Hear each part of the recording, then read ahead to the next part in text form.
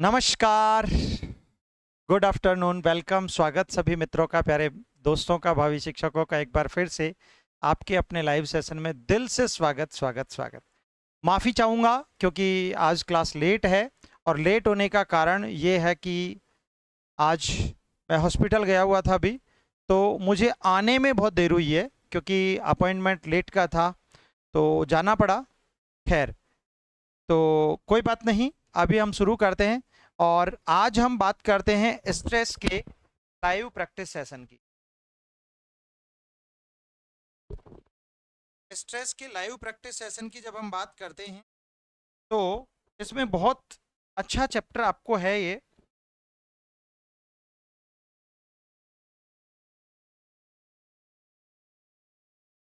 चलिएगा, तो एक बार आप कंफर्म भी कर दीजिएगा ऑडिबिलिटी एंड विजुअबिलिटी प्रॉपर है या नहीं है।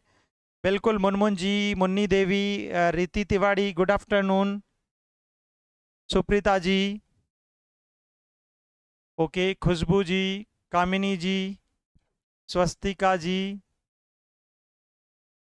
रीमा जी, अंजलि जी, पंकज जी, रामपुकार भैया, नंदू भैया, रुचिक नंदन, रितु, नीरू जी, रश्मि जी, जोशी जी, संगीता जी, सुगंधा जी, राकेश भैया, प्रतीक जी, सीमा कुमारी जी, आनंद भैया, Swastika, Manoj ji, Meghu Sharma ji, very good, good afternoon, Devesh ji, Amarjeet ji, Asha ji, Ritu ji, Ramveer ji, Ranveer भैया, अच्छा, रविंद्र जी, मदन जी, मनीषा जी।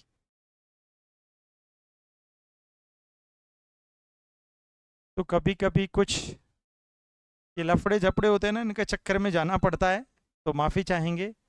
पूजा जी, प्रीति जी, प्रीति रॉय, रूपल जी, रोमा जी, प्रकाश भैया,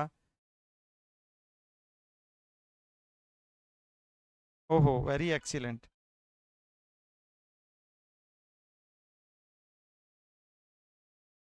हेलो जी।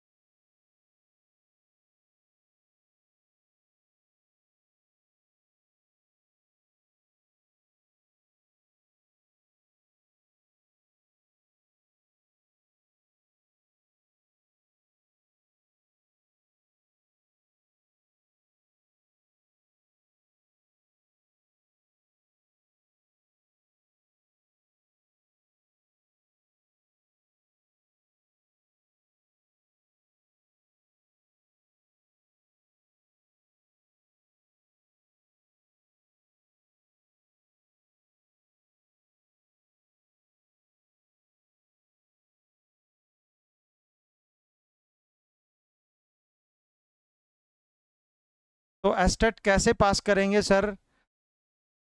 सर, एस्टेट में जीके भी है। अरे यार, जो कुछ भी है, आप क्यों चिंता कर रहे हो?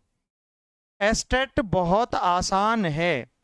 आज से आपको मैराथन मिलेगी क्लास, सभी पीजीटी के एस्पायरेंट्स के लिए, यूपी पीजीटी के लिए, एस्टेट वाले बच्चों के लिए बहुत सुपर। एक एक यूनिट में अब मैं कई सारे चैप्टर्स के साथ आपको करवाने वाला हूँ।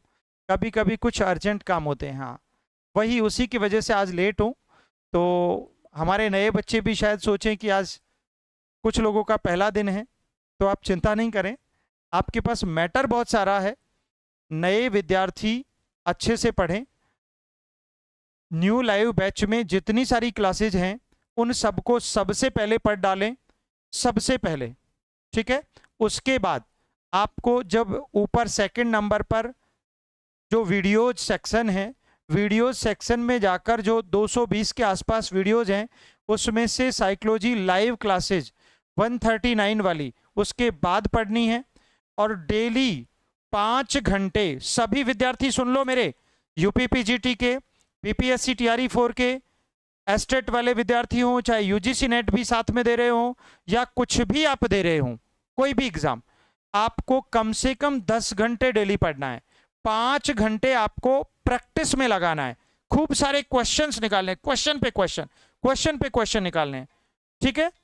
और उसके बाद आपको 5 घंटे थ्योरी में लगाने हैं।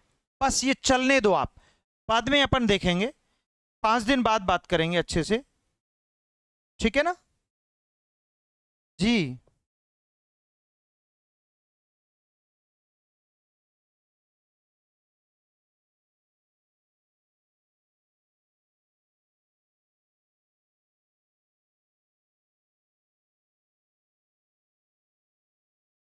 तो ऐसी सिचुएशन में आपको ध्यान रखना है, ठीक है।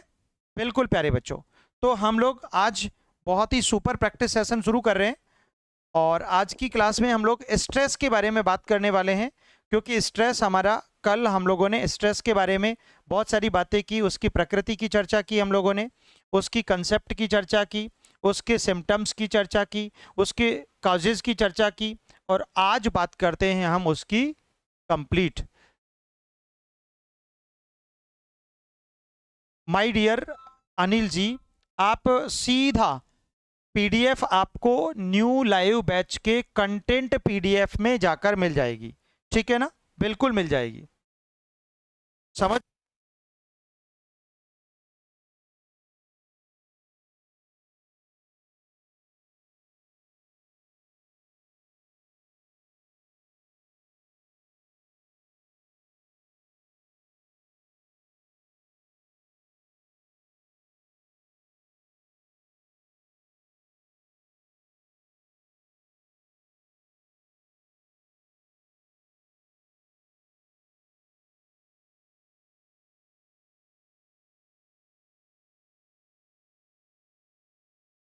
हम लोग स्ट्रेस के बारे में बात करते हैं। स्ट्रेस का आज का पहला क्वेश्चन आपका ये रहा। आपको ध्यान रखना है, पहले हम लोग थ्योरी पढ़ते हैं, ये हमारा उसूल है, इस लाइव क्लास में यही चलता है। पहले हम थ्योरी पढ़ते हैं, उसके बाद उसका सुपर एमसीक्यू प्रैक्टिस की चर्चा करते हैं। अब आप प्लीज एक भी विद्यार्थी कमेंट मत कीजिएगा, मैं लास्ट में आपसे खूब सारी बातें कर लूंगा। पहले हम लोग इस चैप्टर को भली भांति सीख लेते हैं, ठीक है, अच्छे से सीख लेते हैं, उसके बाद अपन बात करेंगे। नंबर 1 क्वेश्चन, तनाव को सबसे अच्छे रूप में किस रूप में समझा जाता है? Stress is best understood as a, केवल शारीरिक प्रतिक्रियाओं के रूप में, केवल पर्यावरणीय उत्तेजना के रूप में, या फिर व्यक्ति और पर्यावरण के बीच परस्पर क्रियाओं के रूप में, एक से अधिक और इनमें से कोई भी नहीं। बहुत सुपर क्वेश्चन है, बताओ आंसर क्या दिया है। बहुत सिंपल है, हम लोगों ने जब स्ट्रेस की कहानी हम लोग पढ़ रहे थे, तो स्ट्रेस के बारे में मैंने आपको बताया था कि जब जब समय की मांग के अनुरूप, मैंने आपको समझाया था, जब समय की मांग अधिक हो एवं संसाधन कम हो, और संसाधन आपके क्या हो बेटा, कम हो,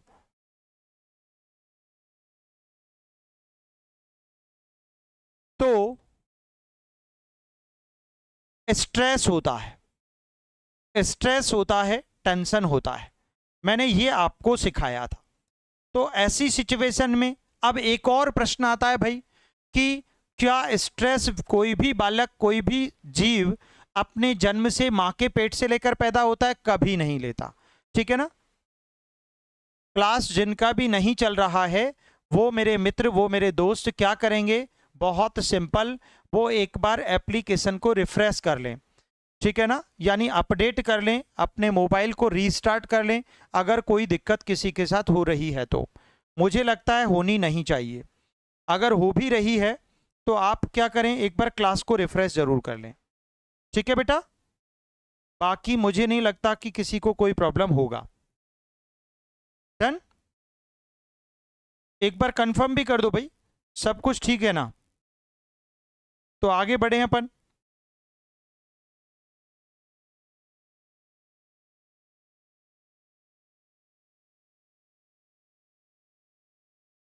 हाँ भाई, हो गया कंफर्म?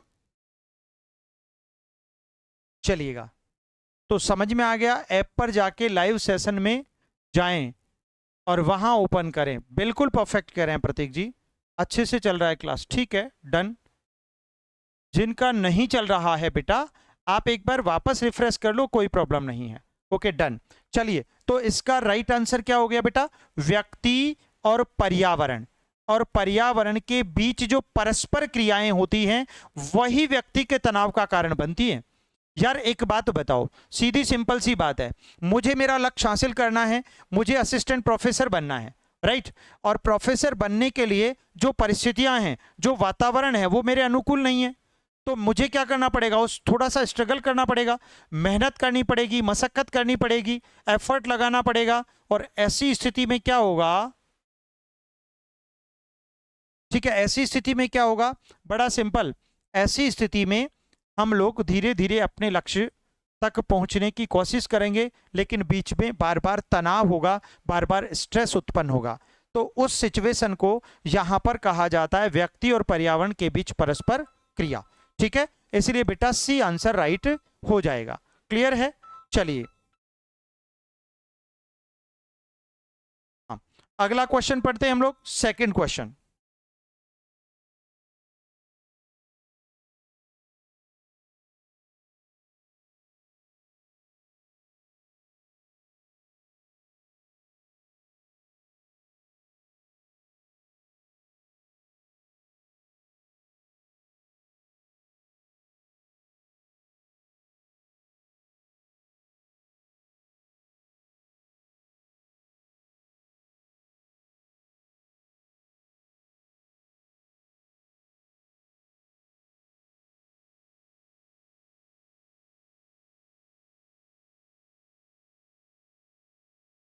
हाँ भाई, हो गया। चलिए, देखिए, निम्न में से कौन सा सकारात्मक तनाव यानी यूस्ट्रेस का उदाहरण है? मैंने आपको दो तरीके से बताया था, एक तो आपको सकारात्मक बताया था, ठीक है, दूसरा मैंने आपको नकारात्मक बताया था। सकारात्मक को हम लोग क्या कहते हैं? यूस्ट्रेस कहते हैं। क्या कहते हैं? यूस्ट्रेस। और इसको क्या कहते हैं? डिस्ट्रेस कहते हैं। बड़ा सरल था, यूस्ट्रेस और डिस्ट्रेस। नकारात्मक का रोल क्या होता है, सकारात्मक क्या क्या होता है? तो ये पूछ रहा है सकारात्मक का एग्जाम्पल क्या है? नौकरी खोने के बाद गहरा अवसाद यानी डूब जाना, ठीक है ना। चलो, परीक्षा से पहले अधिक पढ़ने की प्रेरणा का होना, या लगातार आर्थिक संकट से उच्च रक्तचाप, हाई ब्लड प्रेशर का, बीपी का बढ़ जाना। उपरोक्त में से एक से अधिक या इनमें से कोई नहीं। कितना जबरदस्त क्वेश्चन है बेटा, ठीक है ना, कितना शानदार क्वेश्चन है। हमने आपको एक बात कही थी, हमेशा सकारात्मक प्रेरणा व्यक्ति को, ये सकारात्मक तनाव व्यक्ति को प्रेरणा देता है, व्यक्ति को लक्ष्य प्राप्ति के लिए क्रियाशीलता, निरंतरता, सक्रियता प्रदान करता है। इसलिए सकारात्मक तनाव हमेशा अच्छा होता है, लेकिन नकारात्मक तनाव व्यक्ति को बिल्कुल क्या कर देता है? कोमा में भेज देता है एक तरीके से, है ना, वेंटिलेटर पर पहुंचा देता है। इसीलिए कभी भी नेगेटिव स्ट्रेस मत लीजिएगा, हमेशा पॉजिटिव। यार कुछ लोग ऐसे होते हैं जो, मैंने एक दिन एक बच्चे को, मैंने एक एग्जांपल बताया था, मैंने मेरे एक बच्चे को कहा, बेटा तुम चाहे ना, तुमने मेरी आत्मा को दुखाया है ना, और तुम्हारा भला हो ही नहीं सकता। अब उस बच्चे ने, मैंने तो ऐसे ही बातें बनाई थी सिर्फ, लेकिन उसने दिल पर ले लिया और चैलेंज समझ लिया। अच्छा सर ने ऐसा कहा है, अब तो मुझे रैंक लाके दिखानी है। मतलब उसको मैंने यूस्ट्रेस दिया, वो सकारात्मक तनाव से पीड़ित हो गया। कौन सा सकारात्मक तनाव? अपने आप को मोटिवेट कर लिया, अब तो मुझे सर की इज्जत का सवाल है, सर की नाक का सवाल है, अब तो मुझे टॉप 100 में रैंक लाके दिखानी है। और सचमुच तुम सब लोग भी इसी लायक हो। मैं कितने कितने, आप में से कितने सारे महान विद्यार्थी हैं जिनको इतना समझाता हूं, अरे बाबा समझ लो रे यारो, समझ लो, 5 घंटे प्रैक्टिस मार लो, 5 घंटे थ्योरी पढ़ लो, भाई साहब बंदों के कोई जू ही नहीं रेंगती, कोई फर्क ही नहीं पड़ता। तो फिर मैं उनको कह देता हूं, भैया ऐसे लोगों का सिलेक्शन नहीं होगा।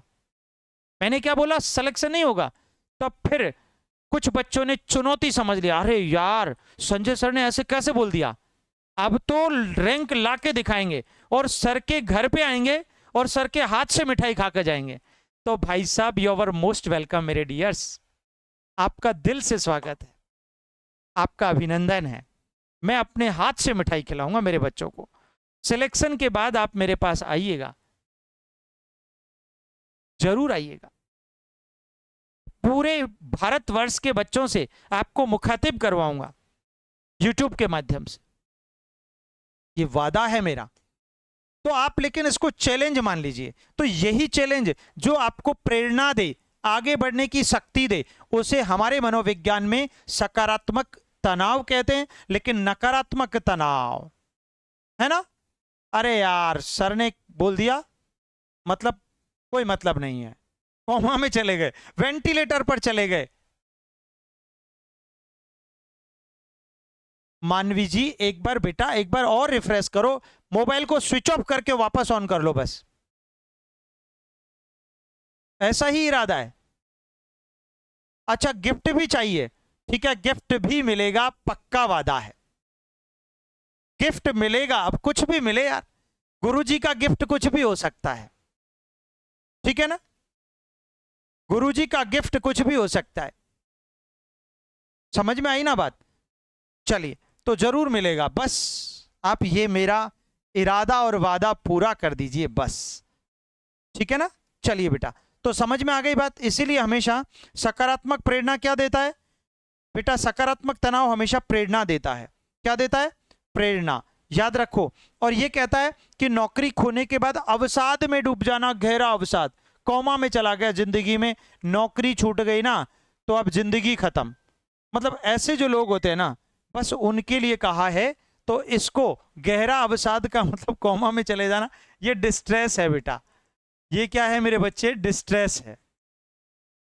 ये भी डिस्ट्रेस है। हाई बीपी बहुत सारे लोगों को होता है,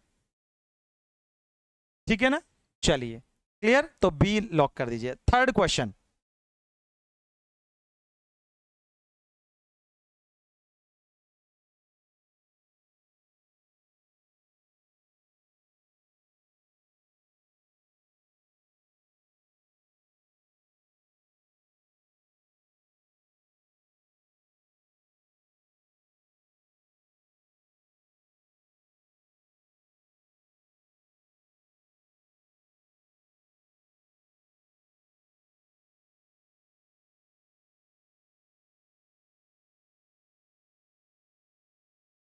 चलिए देखिएगा, निम्न में से कौन सा तनाव का शारीरिक लक्षण नहीं है?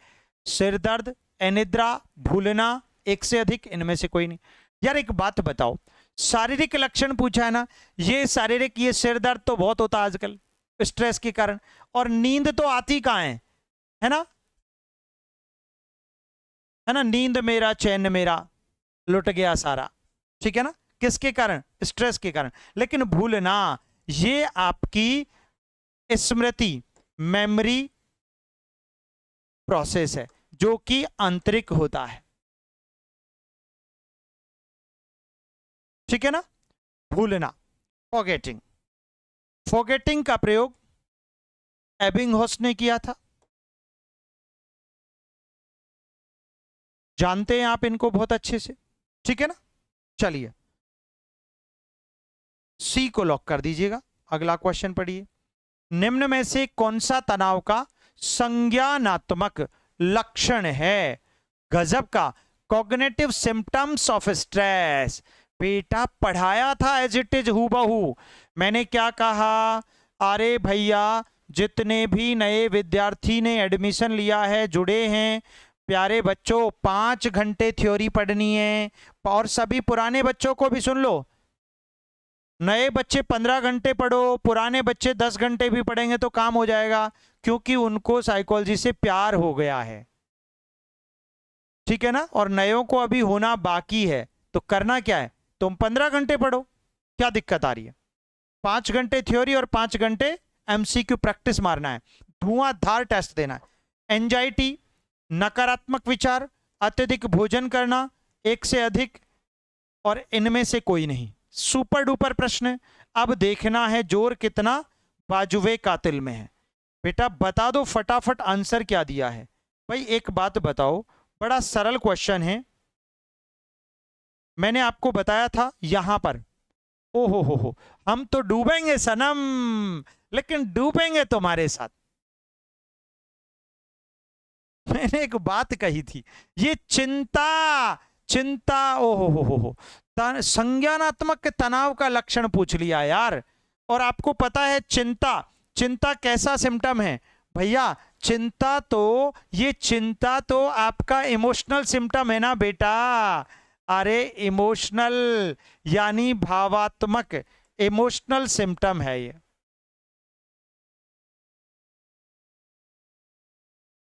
ठीक है, भावात्मक लक्षण है।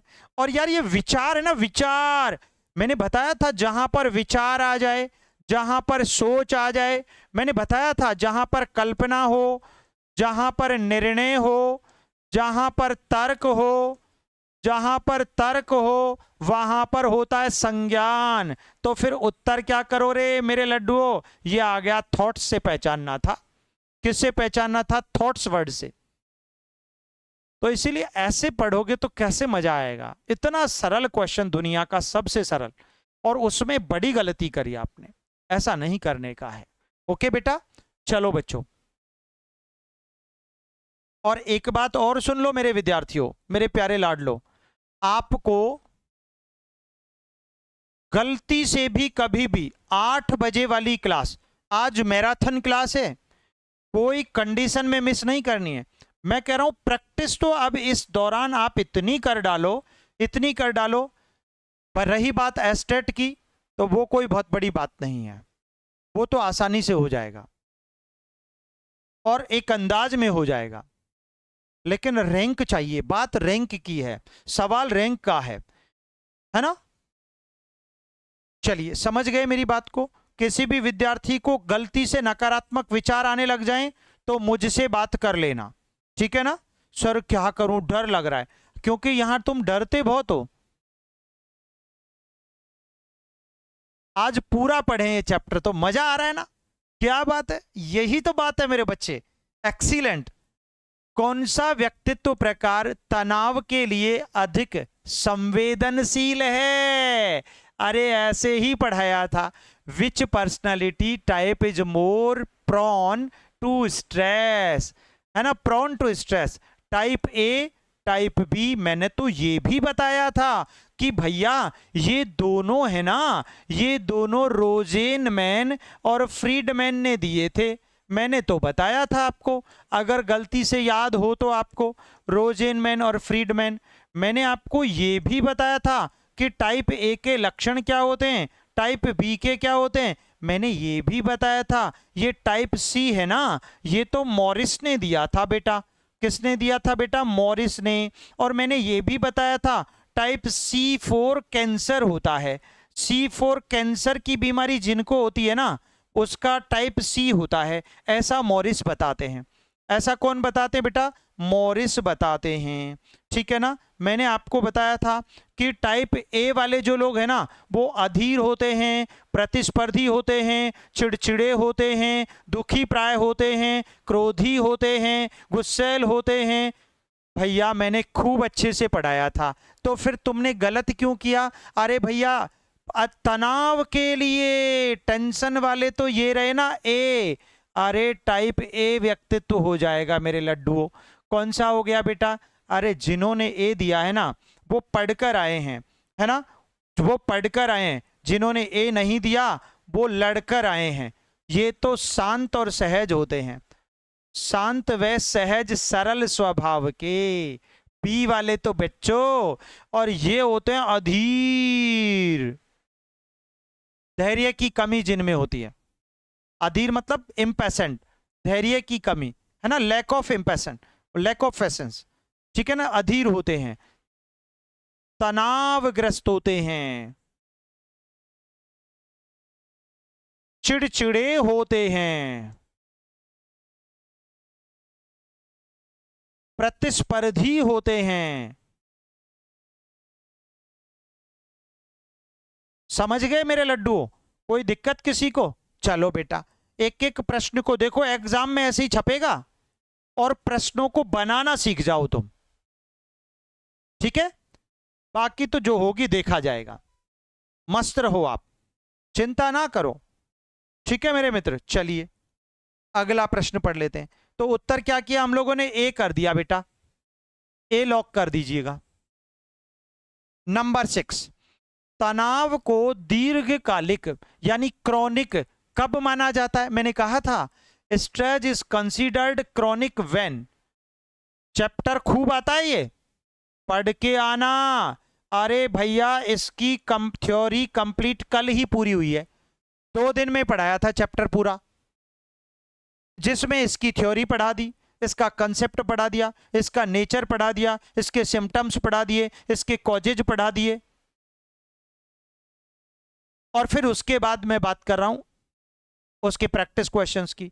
इसलिए सभी विद्यार्थी सुन लो, पहले थ्योरी और फिर एमसीक्यू, यही हमारा अंदाज रहेगा। क्लियर भाई? चलो बेटा, हाँ, तनाव घटने पर जल्दी समाप्त हो जाता है, ठीक है ना, समय तक बना रहता है और स्वास्थ्य को प्रभावित करता रहता है, यह लंबे समय तक बना रहता है ना, यह हमेशा सकारात्मक प्रदर्शन को प्रेरित करता है। एक से अधिक इनमें से कोई नहीं। क्या बड़ा प्रश्न पूछा है, जबरदस्त है, फटाफट आंसर दे दो बेटा, सीधी सीधी सी बात है ना। जैसे मैंने आपको कहा था, जैसे हृदय रोग होना लंबे समय तक, ये लिखा हुआ है, यह लंबे समय तक बना रहता है। इसमें क्या होता है? हृदय रोग, अल्सर, कल बताए थे ना अल्सर, एक विद्यार्थी पूछ भी रहा था। जैसे कुछ लोग लंबे समय तक खाना नहीं खाते हैं आजकल, अभी ये जो अभी इस सीजन में जो बच्चों के या किसी के भी जो बीमारी हो रही है ना, वो अल्सर वाली हो रही है। मतलब उनको तुरंत मुंह में छाले हो रहे हैं, जिसके कारण वो उनको पानी को निगलने में भी उनको प्रॉब्लम क्रिएट हो रही है, ठीक है ना, इसलिए ध्यान रखो। चलिए, ये हमेशा सकारात्मक, हमेशा पॉजिटिव नहीं हो सकता। स्ट्रेस तो नेगेटिव भी होता है, पॉजिटिव भी होता है, स्ट्रेस भी होता है, यू स्ट्रेस भी होता है। ओके, चलिए, जल्दी समाप्त कैसे होगा? दीर्घकालिक है ही जो लंबा, तो जल्दी कहां से होगा? तो बी लॉक करो बेटा। विच of the following is a behavioural symptom of stress? Behavioural symptom पूछा है, कौन सा पूछा है? बिहेवियल, और बिहेवियल का मतलब होता है व्यवहारिक लक्षण। कौन सा निम्न में से कौन सा तनाव का व्यवहारिक लक्षण है? मांसपेशियों में खिंचाव, भूलना, अत्यधिक भोजन करना, एक से अधिक, और इनमें से कोई नहीं। खतरनाक प्रश्न, बताओ आप, खोपड़ी हिल जाएगी आपकी, जल्दी बताना पड़ेगा भाई।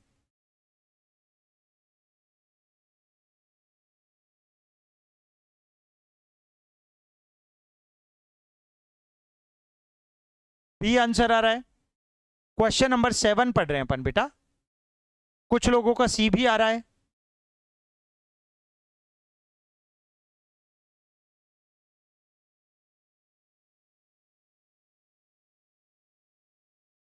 जबरदस्त दिमाग लगाना पड़ेगा भाई। अच्छा एक बात बताओ, तुम्हारी नजर में, आज सीख जाना, ये क्रिया क्या होती है मुझे बताओ। व्हाट अबाउट एक्शन, क्रिया क्या है, कोई बताएगा मुझे? अरे तुम लोगों ने खूब पढ़ा है, वर्ब क्या है? मेरा एक क्वेश्चन है मेरे बच्चों से, या फिर कोई आपसे पूछ ले एक्शन क्या है। अगर किसी छोटे बच्चे ने आपसे पूछ लिया what about action, what about verb, what about क्रिया, क्या है बताओ मुझे, क्रिया किसे कहते हैं? हमको जब हम एकेडमिक में पढ़ा करते थे ना, तो हमें हमारे टीचर पढ़ाते थे, क्रिया की परिभाषा सिखाते थे। अरे जिन हिंदी शब्दों के पीछे, हमारे टीचर हमको सिखाते थे, जिन हिंदी शब्दों के पीछे ना लगा हो, क्या लगा हो? ना लगा हो, वो सारी वर्ब्स होती हैं, क्रियाएं होती हैं। मैंने कहा यार ये तो दुनिया की सबसे सरल परिभाषा है, बहुत आसान है, मैं तो मेरे बच्चों को भी सिखाऊंगा। तो आज सीख जाओ क्रिया क्या है। अरे जिन हिंदी शब्दों के पीछे ना लगा हो, खेलना, कूदना, रोना, हंसना, पढ़ना, लिखना, है ना, चलना, फिरना, खाना, पीना, भोजन करना, जिनके पीछे ना लगा हो, क्या लगा हो? ना। ना बाबा ना, नारे नारे नारे नारे, वो गाना सुना है ना, वही है। ठीक है ना? तो ऐसी स्थिति को, उसको व्यवहार और क्रिया कहते। तो बेटा अत्यधिक भोजन करना, ये ना लग रहा है, क्या लग रहा है? ना। लेकिन यह भूलना, आप कहेंगे सर ये भूलना भी तो क्रिया है।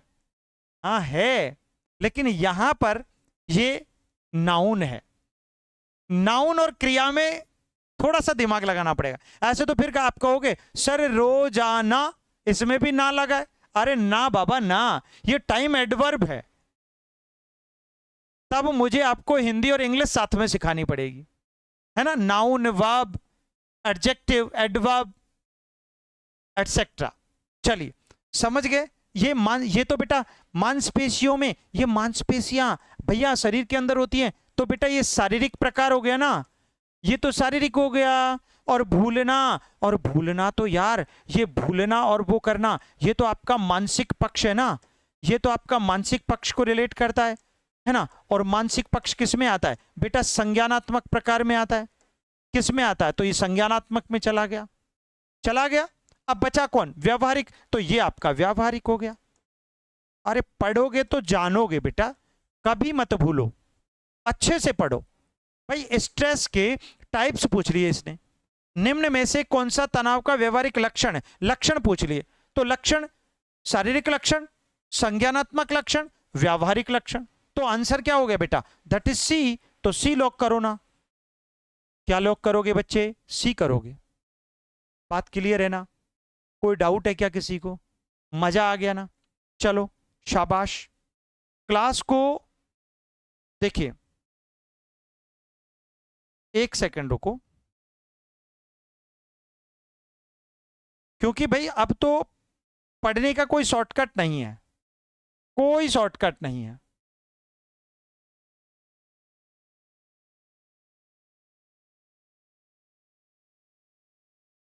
ठीक है ना?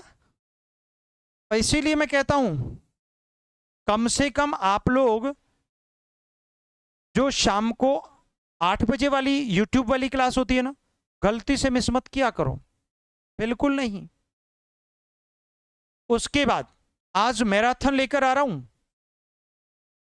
मैराथन लेकर आ रहा हूं। अब 1 महीने थोड़ा सा समर्पण कर दो बस, मेरे कहने से मेरे बच्चों, प्लीज। समर्पण मतलब जितनी देर पढ़ना है पढ़ना है, कम पहन लो, कम खा लो, बिल्कुल नहीं मरोगे। लेकिन अगर नहीं पढ़े, ज्यादा खाओगे तो नींद ज्यादा आएगी।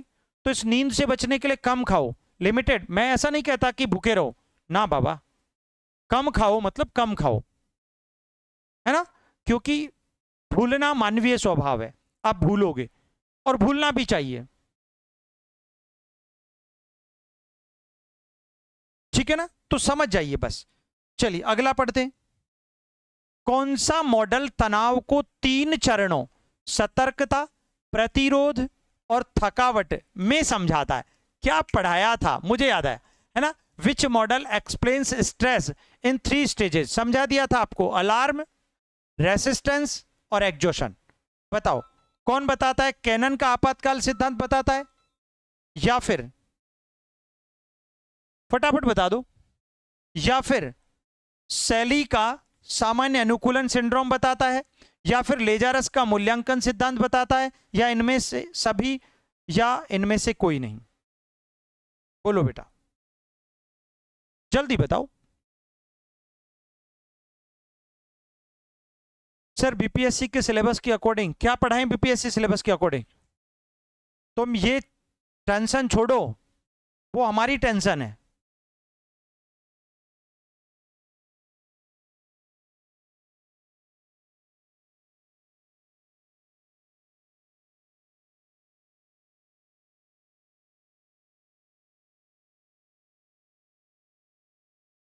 मैंने आपको कई बार समझा दिया है, आप वो सारी चीजें छोड़ो, कि कौन सी चीज कब कैसे पढ़ानी है। तुम्हारे पास आज की डेट में इतना मैटर है कि उसको तुम पढ़ डालो बस, ठीक है ना, फिर आपको कुछ भी कहने की जरूरत नहीं पड़ेगी। चलिए, वाह क्या बात है, बिल्कुल सही आंसर आपको लोगों का आ गया है। बाकी लोग भी फटाफट आंसर दे दो भाई, इतना वक्त लगना नहीं चाहिए। आपको पता है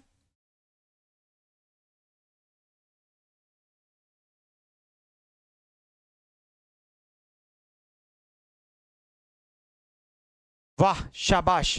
देखो बेटा, अरे आपातकाल में तो क्या होता है, शेर के देखते ही लड़ो या भागो, fight and flight, fight and flight, fight and flight theory, fight and flight theory किस में आती है, कैनन में आती है, हटा दो। हेंस सेले ने कौन सा मॉडल दिया था, अरे गैस मॉडल दिया था, जनरल एडेप्टेशन सिंड्रोम, सामान्य अनुकूलन संलक्षण सिद्धांत दिया था, जिसे गैस मॉडल कहते हैं, GAS, ठीक है ना। इस गैस मॉडल में इन्होंने तीन क्या बताए थे बेटा, तीन चरण बताए थे, ठीक है ना, जिसमें तीन चरणों में कौन कौन सा था, अलार्म था, रेसिस्टेंस था और एग्जॉशन था, यानी सतर्कता थी, प्रतिरोध था और थकावट थी। याद रखो ये किसके हैं, शैली के हैं। लेजारस ने हाँ संज्ञानात्मक मूल्यांकन दिया था, भैया लेजारस का तो संज्ञानात्मक मूल्यांकन है, यू नो वेरी वेल। तो आंसर क्या हो गया बेटा, बी परफेक्ट हो गया।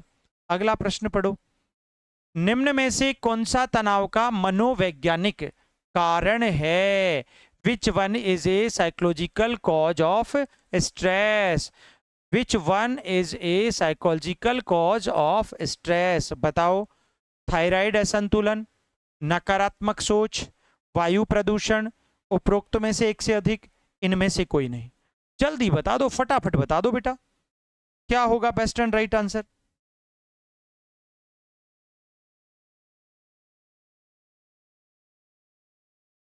हाँ भाई बोलिएगा, फटाफट बोलिएगा।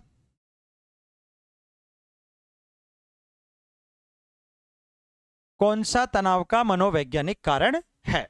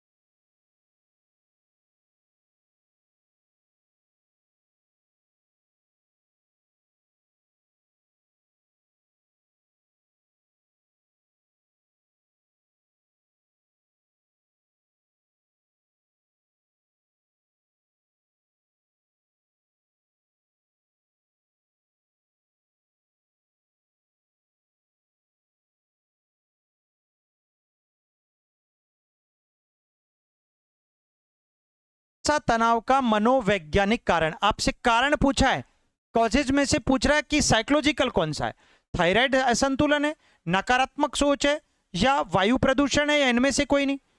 साइकोलॉजिकल पूछा है भाई, बोलना पड़ेगा, गजब का क्वेश्चन है प्यारे बच्चों। और आपको पता है यहां पर ये जो सोच है ना आपकी, ये फिर से सोच वर्ड आ गया ना, इस सोच से समझना पड़ेगा। अरे सोच अपने आप में संज्ञानात्मक कंसेप्ट को डिफाइन करता है, और ये सोच ही हमारी साइकोलॉजी। अच्छा मनोविज्ञान यानी मन, अच्छा मनोविज्ञान को समझो, ये मन है ना बेटा, ये मन हमारे अंदर है, तो ये आंतरिक है, और जो आंतरिक होता है ना, उस आंतरिक को हम मानसिक, मन को मानसिक भी तो कह सकते हैं, और मानसिक जो होता है वो मानसिक सोच होती है, और मानसिक सोच होती है वही हमारा मनोविज्ञान होता है, साइकोलॉजी होती है। तो ऐसी सिचुएशन में आपको नेगेटिव थिंकिंग से पहचानना पड़ेगा। किससे पहचानना पड़ेगा बेटा, थिंकिंग वर्ड से। बाकी तो सब आसान है, कोई दिक्कत ही नहीं है ना, पता है आपको।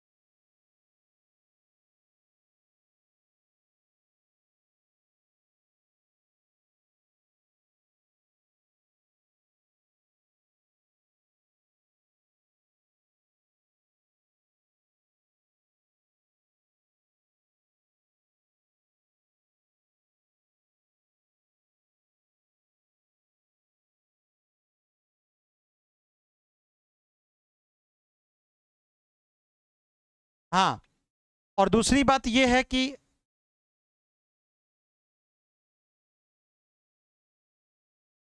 अच्छा, शब्दावली का पीडीएफ कब अपलोड होगा? अभी अपलोड कर देंगे।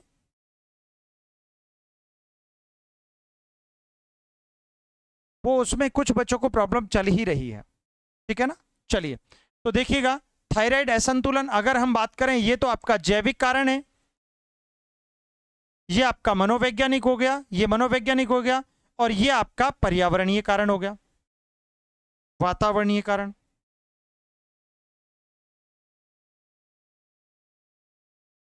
ठीक है, ये पहला जैविक, ये मनोवैज्ञानिक, और ये वातावरणीय या सामाजिक।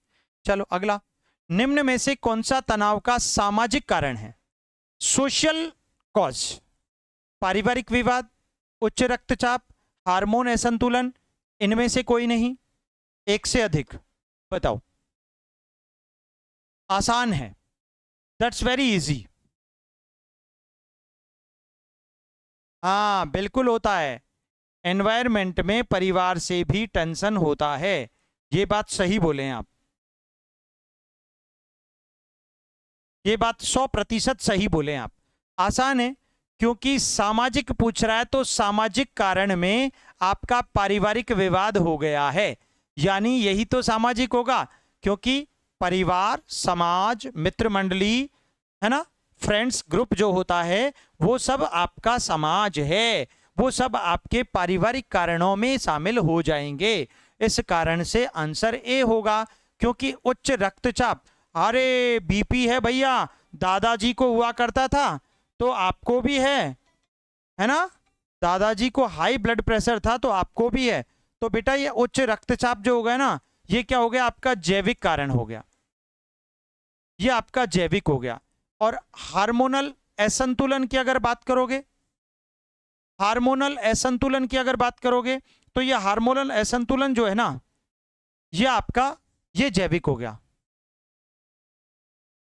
अच्छा, ये उच्च रक्तचाप को आप शारीरिक कह सकते हैं, इसको शारीरिक रखो पहले, ये आपका फिजिकल हो गया, शारीरिक है, और ये आपका जैविक है बेटा, ये जैविक है, इसको ऐसे समझिए, ठीक है ना। अब ठीक है, अब बिल्कुल सही है, क्लियर, अब पूरी तरह सही है, ए आंसर कर दीजिएगा। अगला क्वेश्चन, निम्न में से कौन सा तनाव का भावनात्मक लक्षण है? चिड़चिड़ापन, भूलना, अत्यधिक भोजन करना, इनमें से एक से अधिक, इनमें से कोई नहीं। तनाव का भावनात्मक लक्षण पूछा है ना, भावनात्मक, इमोशनल सिम्टम्स ऑफ स्ट्रेस, चिड़चिड़ापन, भूलना, अत्यधिक भोजन करना। बताओ, जल्दी बता दो, फटाफट बता दो, आसान क्वेश्चन है, दैट्स वेरी इजी क्वेश्चन।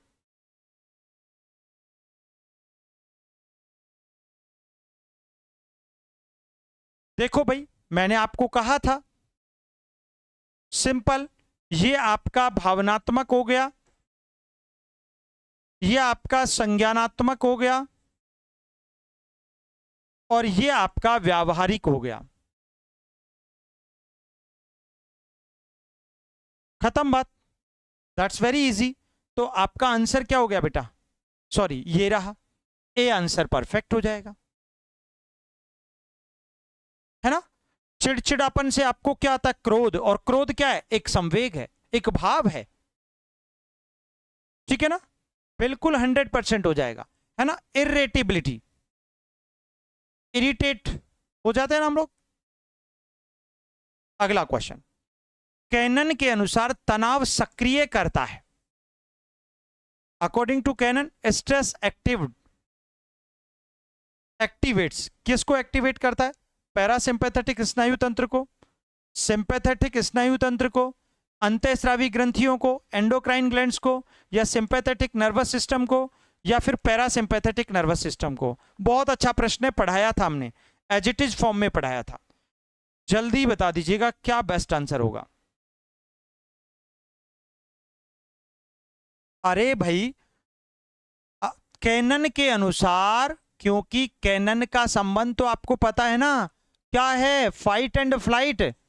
अरे ये तो याद रख लो भैया, फाइट एंड फ्लाइट। और फ्लाइट एंड फ्लाइट की जब बात करते हैं तो ये दोनों प्रतिक्रियाएं, यानी आपकी शारीरिक उत्तेजना और भय प्लस भय या भावनात्मक उत्तेजना, जो दोनों साथ साथ होते हैं, दोनों साथ साथ होते हैं, जिसे एक साथ कह सकते हैं। और ऐसी कंडीशन में हमेशा सिंपैथेटिक स्नायु तंत्र कार्य करता है। बी आंसर होगा, बिल्कुल एज इट इज पढ़ाया था हमने, परफेक्ट। क्योंकि जेम्स लेंगे के अनुसार पैरासिम्पैथेटिक कार्य करता है। जेम्स लेंगे थ्योरी भी आप पढ़ चुके हैं, कैनन बार्ड थ्योरी भी आप पढ़ चुके हैं। चलिए, क्लियर है? तो आंसर क्या हो गया आपका? बी हो गया है। अगला प्रश्न पढ़ो माय डियर। निम्न में से कौन सा दैनिक झंझट तनाव उत्पन्न करता है? विच of the following is a daily hassle that causes stress? जीवन साथी की मृत्यु, तलाक, ट्रैफिक जाम, उपरोक्त में से एक से अधिक, उपरोक्त में से कोई नहीं।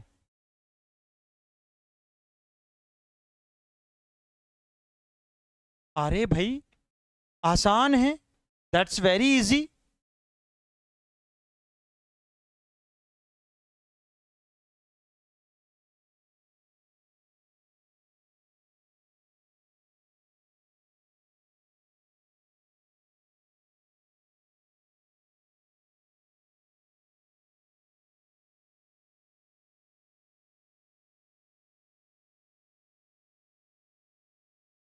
ओके, वाह, बिल्कुल सही है। अरे भाई क्या उत्तर दे रहे हैं, कोई जो मर्जी है मत दो।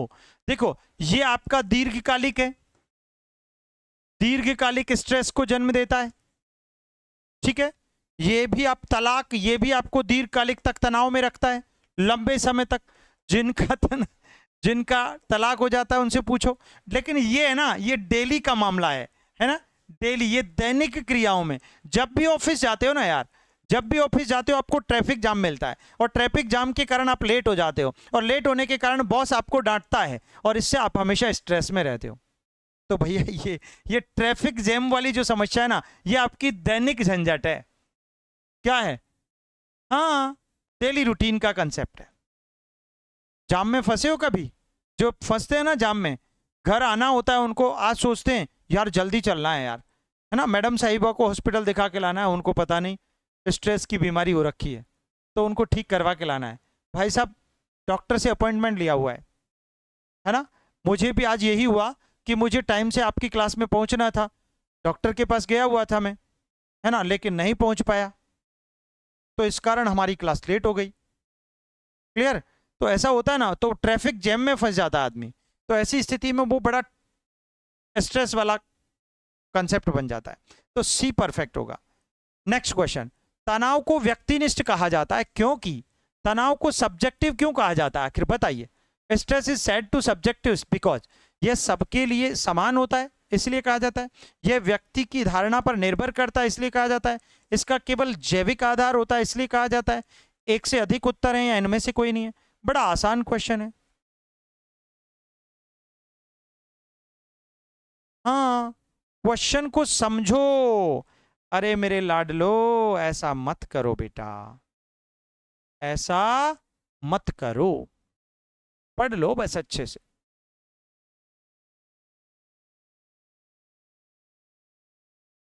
हाँ बिल्कुल सही समझे। ये भैया व्यक्तिनिष्ठ का मतलब होता है इंडिविजुअल। यार एक बात बताओ, स्ट्रेस जो होता है ना, एक बच्चे को तो अपने लक्ष्य के प्रति स्ट्रेस है मेरी क्लास में, लेकिन दूसरे बच्चे को, उसको कलेश इस बात का है, उसको टेंशन इस बात की है कि शादी नहीं हो रही है ना। दोनों मेरी एक ही क्लास में पढ़ते हैं, लेकिन दोनों के तनाव का रीजन जो है ना वो अलग अलग है, तनाव का जो उद्दीपक है वो अलग अलग है। तो इसलिए तनाव हमेशा, स्ट्रेस जो होता है वो हमेशा व्यक्तिनिष्ठ होता है, सब्जेक्टिव होता है ना। सभी का एक जैसा नहीं होता कि कोई बीवी से परेशान है तो सभी लोग बीवी से परेशान हो। हमारी क्लास में ऐसे ऐसे विद्यार्थी हैं जो बीवी से परेशान बिल्कुल नहीं है, बल्कि बीबियां उनके पति से परेशान है ना? लेकिन सबकी परेशानी सेम नहीं हो सकती कभी भी। सबकी परेशानी सेम नहीं हो सकती, सबकी होती अलग अलग ही है। कोई मन से दुखी तो कोई तन से दुखी तो कोई धन से दुखी तो कोई किससे दुखी, लेकिन है दुखी सब, इसके लिए हम कह सकते हैं, ठीक है ना? लेकिन किसी का तनाव उन्हें प्रेरणा देता है आगे बढ़ने की, लेकिन किसी का तनाव उनको हमेशा पीछे धकेलता रहता है। उनकी जिंदगी में सिर्फ पीड़ाएं और कष्ट उन्हें मिलते जाते हैं। इवन तलाकनामे की नौबत भी आ जाती है, ठीक है ना? क्या बात करते हैं सर।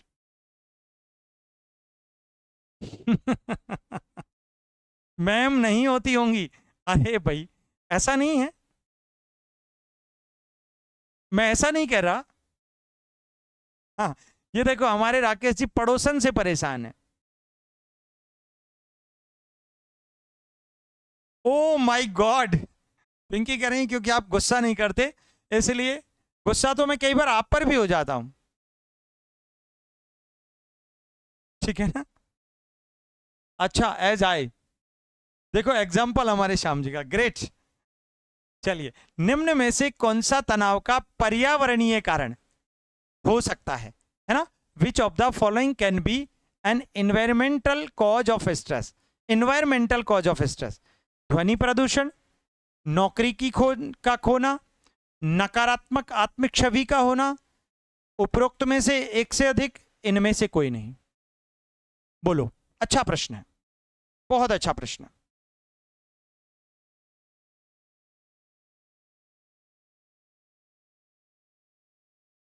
अरे भाई, हाँ,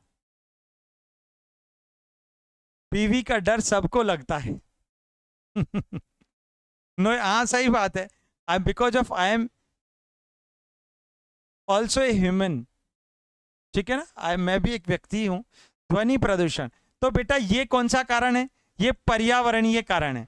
ध्वनि में यानी आवाज का जब पॉल्यूशन होता है ना, ध्वनि प्रदूषण होता है, तो भाई साहब मेरे बच्चों का मन नहीं लगता पढ़ने में, है ना? वो अपनी लाइब्रेरी में बैठे और बाहर कोई डीजे बज रहा है और मस्त वाला गाना चल रहा है, तो पता है टेबल चेयर पर बैठे बैठे उनके जो पैर है ना, पैरों में थिरकन शुरू हो जाती है, पैर मूवमेंट करना शुरू कर जाते हैं, डांस वाली मूवमेंट, और फिर उनका ध्यान है जो भंग हो जाता है। तो इसीलिए वही तो होता है ध्वनि प्रदूषण। एक होता है नौकरी की खोना, है ना? नौकरी खो जाने पर व्यक्ति दीर्घकालिक तनाव से बड़ा पीड़ित हो जाता है, बहुत टेंशन में, बहुत बड़ा स्ट्रेस पा लेता है। नकारात्मक आत्मिक छवि, और अगर,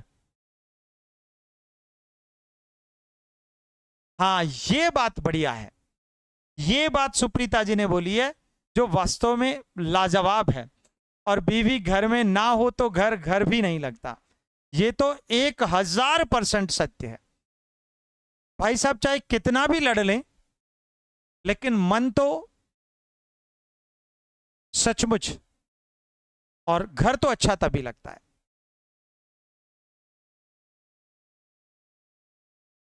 अच्छा, आज क्वेश्चन का ऑप्शन आसान है? आसान नहीं है, आसान नहीं है, चैप्टर के अकॉर्डिंग है डियर। क्योंकि आपने चैप्टर पढ़ लिया ना, तो आसान तो लगेगा आपको। चैप्टर पढ़ लिया, और चूंकि यहां पर मैं साथ खड़ा हूं, आपका सारथी आपके साथ है, तो आपको तो सिर्फ क्या दिशा ही तो देनी है, इसलिए आसान लग रहा है।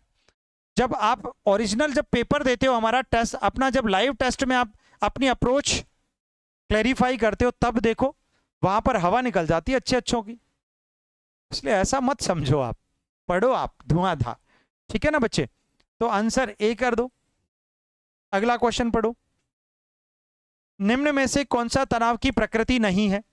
नेचर का क्वेश्चन आ गया, बोलो।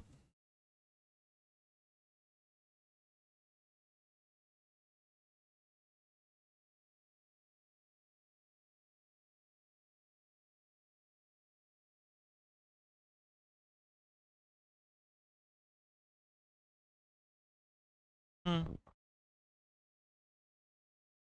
तनाव सार्वभौमिक है, तनाव व्यक्तिनिष्ठ है, तनाव हमेशा हानिकारक होता है, एक से अधिक इनमें से कोई नहीं। शाबाश बेटा, वेरी एक्सीलेंट, ब्रिलियंट। सभी ने सुपर आंसर चुन लिया है कि तनाव हमेशा नहीं है, पूछा है हमेशा हानिकारक होता है, कहना गलत है। कभी कभी लाभदायक भी होता है। यूस्ट्रेस जो होता है ना, यूस्ट्रेस लाभदायक होता है, वह प्रेरणादायक होता है।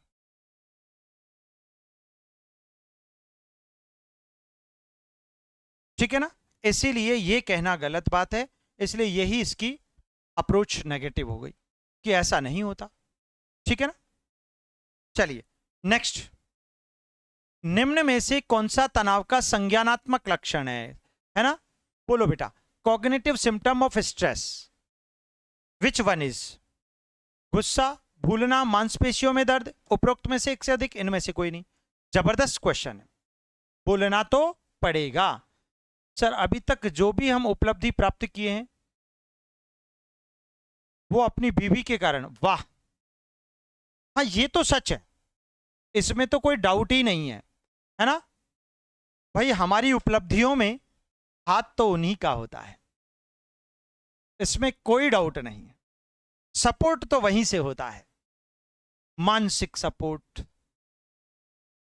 है ना, भावनात्मक सपोर्ट, सामाजिक सपोर्ट,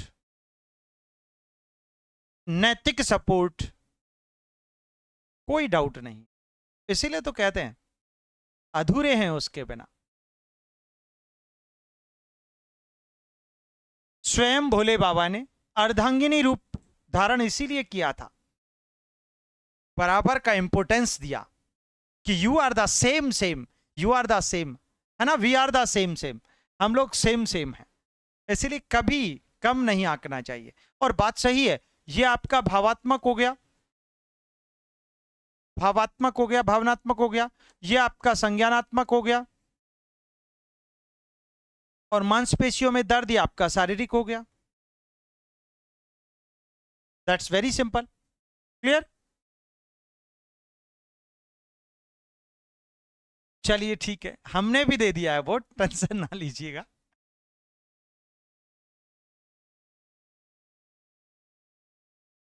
ऐसा नहीं है कि हमारी मैडम साहिबा हमें सुन रही हैं।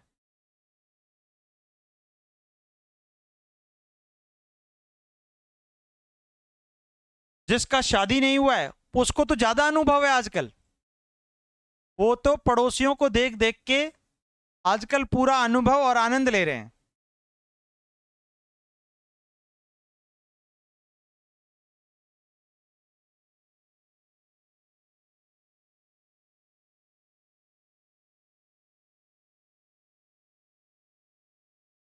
वेरी एक्सीलेंट, सच बात है। हाँ इसीलिए दोनों का बराबर रोल होता है, वही कह रहे थे हम। बहुत अच्छे भाव हैं आप लोगों के, वो तो मैं टटोल रहा था। चलिए नेक्स्ट क्वेश्चन। निम्न में से कौन सा एक मुख्य जीवन घटना वाला तनावक है? ट्रैफिक जाम, तलाक, लंबी कतार में खड़े होना, एक से अधिक, इनमें से कोई नहीं। अरे भैया सीधा सिंपल है ना, बड़ा सीधा सिंपल है। वाह क्या बात कर दी, ये आपकी मुस्कुराहट ही तो आपका राज है।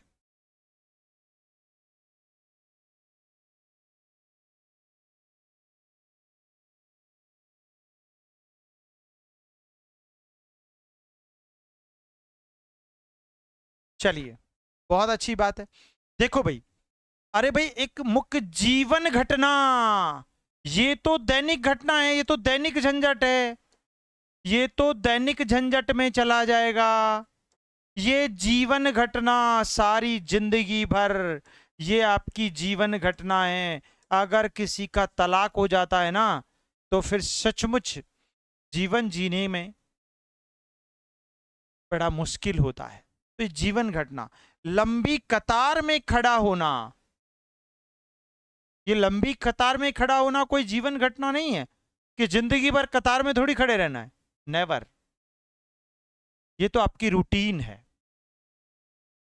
ठीक है ना, डेली है, तो इस कंडीशन में आंसर आपका डिवोर्स हो जाएगा, पी लॉक करना है।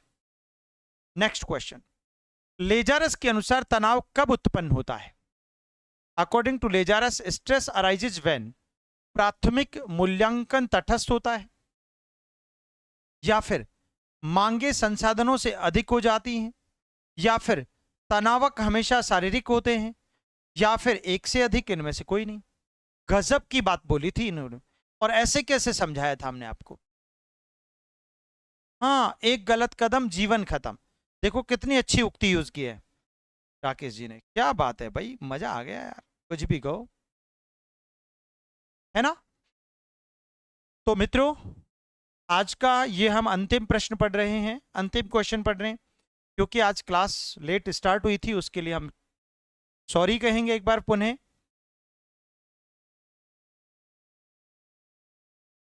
अब नेक्स्ट हम आज शाम को 8 बजे मैराथन में मिलेंगे। मैराथन क्लास किसी भी विद्यार्थी को मिस नहीं करनी है। अब तो प्रैक्टिस, तो जिसमें भी मैं क्वेश्चन की प्रैक्टिस करा रहा हूं वो तो आपको छोड़नी नहीं है गलती से, क्योंकि उसी से मैं आपके कंसेप्ट तक पहुंचाता हूं। और जब आप थ्योरी और पढ़ लेते हो ना साथ में, तो हो जाता है सोने पे सुहागा। आपने कहावत तो सुनी होगी ना, जिस बच्चे ने थ्योरी पढ़ ली और फिर उसके बाद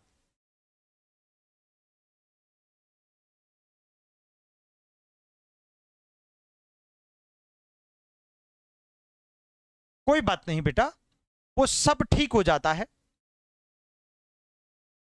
ठीक है ना। अच्छा देखिए, तो ऐसी सिचुएशन में लेजारस के अनुसार तनाव कब उत्पन्न होता है? प्राथमिक मूल्यांकन तटस्थ है, या फिर मांगे संसाधनों से अधिक हो? यही तो बात थी, मैंने आज स्टार्टिंग क्लास को शुरू करते ही मैंने आपको यही समझाया था। क्या समझाया था बेटा? यही समझाया था कि मांग ज्यादा हो गई और समय कम है। अब आप लोगों के पास एग्जाम की डेट सामने आ गई, तो डिमांड ज्यादा हो गई कि ज्यादा पढ़ो ज्यादा पढ़ो ज्यादा पढ़ो, तो हमने भी क्या कर दिया, 70% ऑफ दे दिया। भैया पढ़ना है तो पढ़ लो, मौका है, 1 महीने में धुआंधार कर लो। जो बच्चा, मैं वादा करता हूं, आज से भी तैयारी करेगा वो 100% एस्टेट में बहुत अच्छी रैंक के साथ पास होगा। नहीं, मैराथन 8 बजे से ही शुरू करेंगे बेटा, ठीक है ना, तो टाइम एक ही रहेगा अपना। अगला और लास्ट क्वेश्चन आज का, निम्न में से कौन सा तनाव का जैविक कारण है? विच of the following is a biological cause of stress? नकारात्मक आत्मिक छवि, हार्मोन असंतुलन, वैवाहिक विवाद, इनमें से एक से अधिक, इनमें से कोई नहीं। जैविक पूछा है, बता दो फटाफट।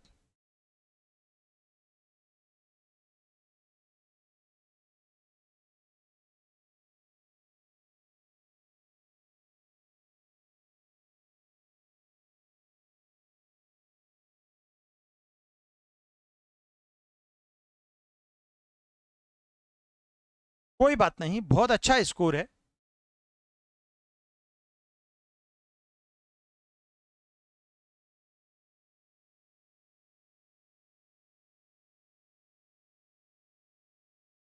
अभी कोई एग्जाम की डेट नहीं है झारखंड पीजीटी की। देखो बेटा, ये नकारात्मक आत्मिक छवि, नकारात्मक आत्मिक छवि, ये तो मनोवैज्ञानिक कारक हो गया, ये तो मनोवैज्ञानिक कारण हो गया, साइकोलॉजिकल फैक्टर हो गया, ठीक है। हार्मोनल असंतुलन, ये आपका जैविक हो गया, और वैवाहिक विवाद, ये आपका सामाजिक हो गया, हो गया, ठीक है। अब बोलो आंसर क्या दिया? बी सबने दिया है क्या? जैविक कारण पूछा है तो जैविक हार्मोनल हो गया, बी आंसर कर दीजिएगा। क्लियर बात है सभी का? चलिए मेरे प्रिय विद्यार्थियों, मित्रों, दोस्तों, प्यारे शिक्षकों, भावी शिक्षकों, आज की क्लास में हम लोगों ने स्ट्रेस से रिलेटेड, जिसमें हम लोग उसके रीजंस, उसके सिम्टम्स, उसके कॉजेज, उसका कंसेप्ट, उसकी नेचर से रिलेटेड प्रश्नावली लेकर उपस्थित हुए, जिसमें हम सभी चीज़ों को बहुत अच्छे से, स्ट्रेस से संबंधित बातों को हम सीख पाए। बहुत आसान, कोई दिक्कत नहीं है। साइकोलॉजी बहुत इजी सब्जेक्ट है, बहुत सरल सब्जेक्ट है। बस आपको 5 घंटे क्वेश्चन प्रैक्टिस करने हैं। कितने घंटे? 5 घंटे। 2 घंटे कम से कम मेरे साथ मैराथन में करोगे, ठीक है ना? 3 घंटे आपको खुद को करने हैं, लाइव टेस्ट देना है, उसके अलावा 5 घंटे थ्योरी पढ़नी है। बस इस तरीके से आप चलते रहो, मैं वादा करता हूं आप एक अच्छी रैंक के साथ सिलेक्शन पालोगे, ये पक्की बात है। सर जिनका स्टेट पास है उनको भी मैराथन देखना चाहिए। 100%। तुम अभी से प्रतिभाशाली मत बनो, तुमको अभी से प्रतिभाशाली नहीं बनना है। सिलेबस तो तुम्हारा एक ही है। टीआरई 1, टीआरई 2, टीआरई 3, टीआरई 4 में कोई सिलेबस दिया है कि आपके बीपीएससी ने आज तक? कोई नहीं दिया। क्वेश्चन तो वहीं से घुमा घुमा के आते हैं। क्या बात करते हो? 20 में से 18, 19, शाबाश बेटा। अनुराधा बहुत अच्छा। मेघू शर्मा देखो आज ही जुड़ी है, 20 में से 18, एक्सीलेंट बेटा।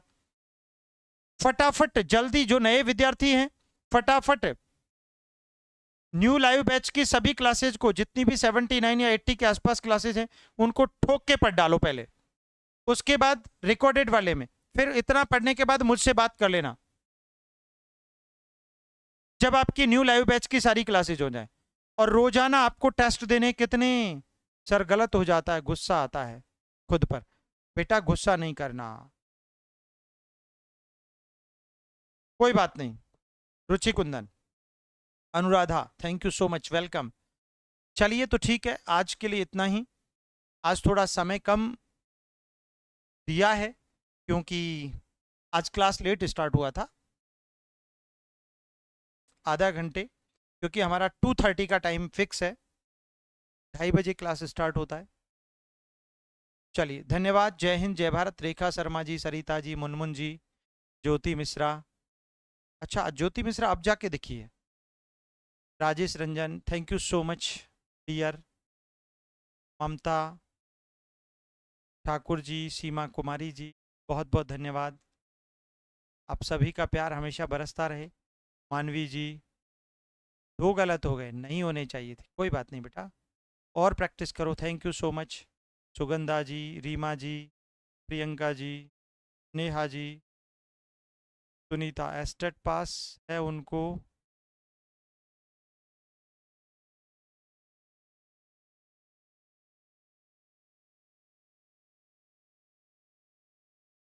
कोमल जी, पिंकी, मेघू जी, सर कहाँ से प्रैक्टिस करें?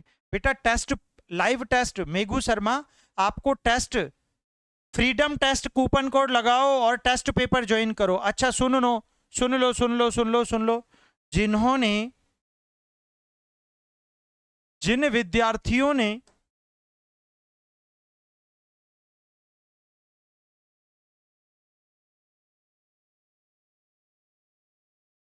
अभी तक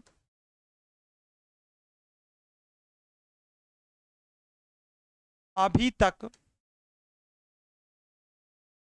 लाइव टेस्ट सीरीज ज्वाइन नहीं की है,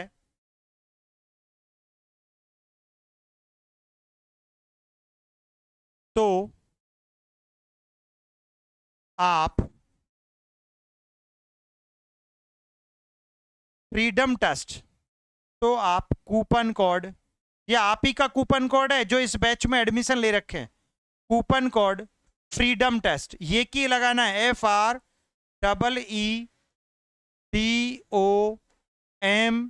स्पेस नहीं देना, TEST, मतलब सारे कैपिटल लेटर्स होंगे। फ्रीडम टेस्ट जाके लगाओ, फ्रीडम टेस्ट। तो आप freedom test, coupon code freedom test लगाकर टेस्ट सीरीज में लगाकर ज्वाइन कर लो, ठीक है? पीजीटी के लिए है ये पीजीटी वाले बच्चों के लिए है, एस्टेट वाले बच्चों के लिए है ये, ठीक है ना? बीपीएससी वाले बच्चों के लिए है ये, झारखंड वाले बच्चों के लिए है ये, यूपी पीजीटी के लिए यही कूपन कोड है। सबके लिए यही कूपन कोड है। और यूजीसी नेट के लिए नेट जेआरएफ है। यूजीसी नेट के बच्चों के लिए नेट जेआरएफ कूपन कोड है, नेट जेआरएफ, नेट जेआरएफ, ठीक है ना। तो आपको ये टेस्ट पेपर कंटिन्यूअस देने हैं, अपनी रैंक पता करनी है, ठीक है ना। अगर गलत हो जाता है कोई प्रश्न तो उसके सही आंसर्स को पढ़ो, उसकी पूरी डिटेल, हर ऑप्शन की डिटेल दी है अपन ने, ठीक है ना, इसीलिए कोई गड़बड़ नहीं। हाँ, कोई फिक्स सिलेबस नहीं है। सुनीता जी भेजूंगी, क्या भेजोगे? मुझे भी भेज दो सुनीता जी, मुझे भी भेज देना सिलेबस, अगर आपके पास है तो। आपकी ओरिजिनल बीपीएससी की साइट पे तो है नहीं, ये तो टीचर और फटीचरों ने अपने अपनी तरफ से बना रखा है। बाकी क्वेश्चन के पैटर्न के आधार पर चलूंगा मैं। थ्योरी का नोट्स कौन सा पढ़ें? ओम प्रकाश जी पूछ रहे हैं, वही जो बोर्ड पर पीडीएफ है उसी से प्रिंट करो। 100% वही पढ़ना है, और कुछ पढ़ना ही नहीं है, और कुछ पढ़ना ही नहीं है। तुम फालतू की चीजों में मत उलझो बेटा। प्रतीक जी, ठीक है। उषा जी राधे राधे।